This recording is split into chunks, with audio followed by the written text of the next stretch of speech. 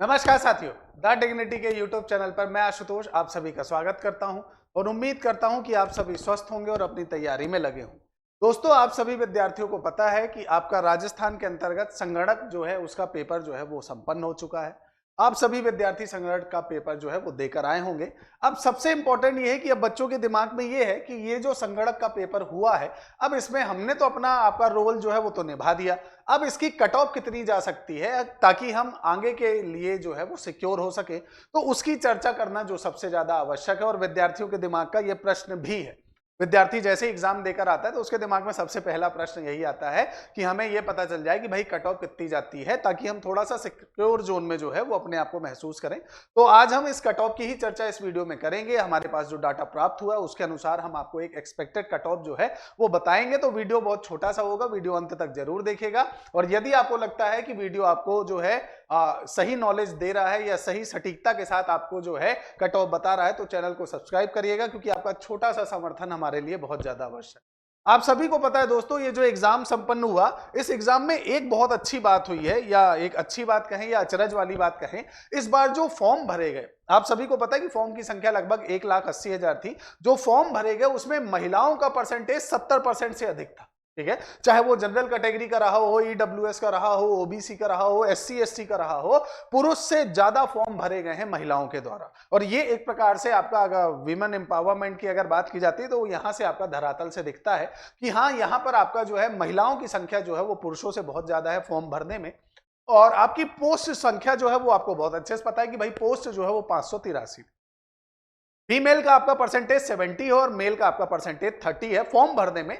और लगभग लगभग 1,80,000 में अगर मैं कहूं तो लगभग 1,50,000 जो है आपका वो अटेंडेंस रही है।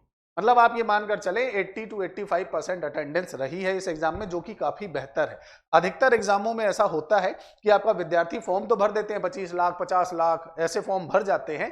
अभी कुछ दिन पहले ही आपका यूपी का पेपर भी संपन्न हुआ, आपने देखा कि भाई वैकेंसी 60,000 के आसपास थी, 50-60,000, और फॉर्म भरे गए थे 50 लाख, है ना। और अभी रेलवे में भी चल रहा है आपका एएलपी का और आपका टेक्नीशियन के आपके जो फॉर्म भर गए हैं उसमें भी आंकड़ा जो आ रहा है वो काफी, मतलब आपका अगर रेशियो देखा जाए तो वैकेंसियों से बहुत ज्यादा आगे है।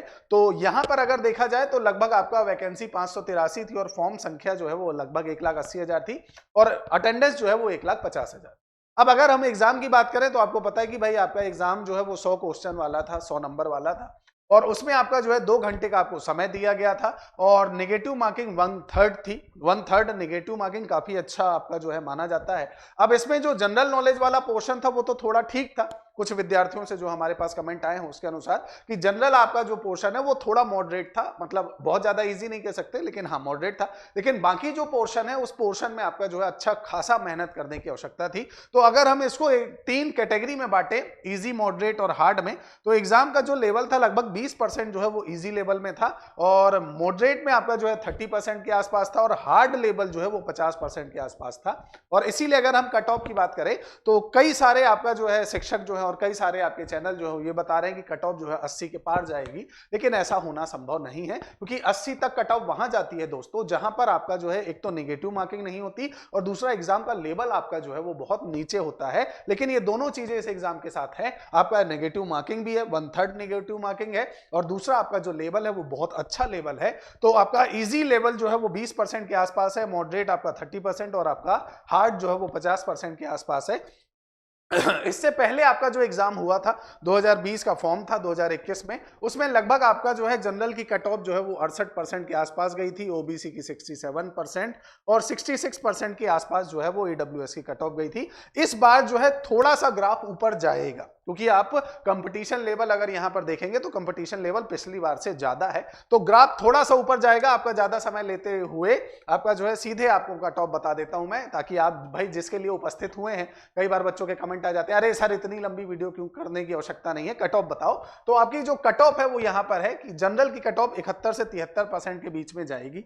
ओबीसी की 68 से 70 के बीच में जाएगी, ईडब्ल्यूएस की 65 से 67 के बीच में, एससी की 59 से 61 के बीच में, एसटी की 58 से 60 के बीच में आपकी कट ऑफ जाएगी। और अगर इनके बीच में आप आते हैं, कैटेगरी वाइज आप इनके बीच में आते हैं, तो आप ये मानकर चले कि आप सिक्योर जोन में हैं। आप एक बार कमेंट करके हमें अपने जो आंकड़े हैं वो सटीकता के साथ अगर आप बताते हैं तो हमारे पास और भी ज्यादा डाटा इकट्ठा हो जाता है और उस डाटा का प्रयोग करके हम और सटीकता के साथ आपके सामने प्रस्तुत हो सकते हैं। लेकिन अभी के लिए मैं आपको यह श्योरिटी दे सकता हूं कि अगर आप इनके बीच में आ रहे हैं, आप लोवेस्ट मानकर चलें 58 और हाईएस्ट मानकर चलें 73, तो अगर आप इसके बीच कहीं पर भी आ रहे हैं तो आपके चांसेस हैं कि आप आगे फर्दर प्रोसेस कर सकते हैं, आप आगे बढ़ सकते हैं, तो आप सिक्योर जोन में हैं। अगर जनरल वाले हैं तो जनरल देखिए इससे नीचे जाना थोड़ा संभव नहीं है।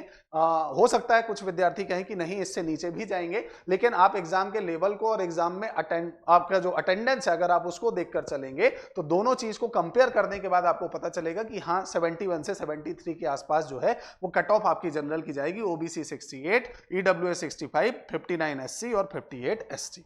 आप कमेंट करके जरूर बताइएगा कि आपको क्या लगता है कि एग्जाम में कितना परसेंट जो है पोर्शन हार्ड है, कितना परसेंट आपका जो है मॉडरेट लेवल का, और कितना आपको लगता है कि बहुत इजी है, सामान्य है, जो हर विद्यार्थी जो है उसमें आपका गोइंग थ्रू हो जाएगा, उसमें पास हो जाएगा। और आपके जो मार्क्स हैं अगर आप ईमानदारी से वो बताएंगे तो वो हमारे लिए बहुत ज्यादा ही आपका जो है सहायता देगा। तो उम्मीद करता हूं ये वीडियो आपको पसंद आया होगा, चैनल को आपने सब्सक्राइब कर दिया होगा। मिलेंगे अगले वीडियो में, तब तक के लिए जय हिंद, जय भारत।